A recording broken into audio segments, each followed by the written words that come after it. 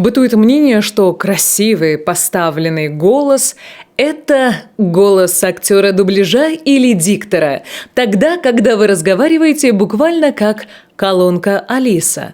Но это не так. Поистине красивый голос – это ваш голос, который звучит естественно, без зажимов. Он свободен.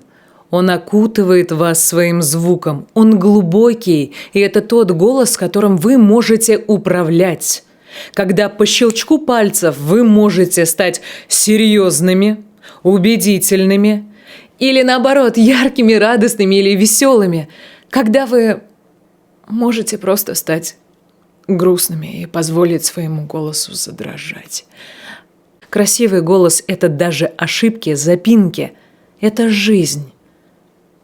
Когда все слишком идеально, получается слишком приторно.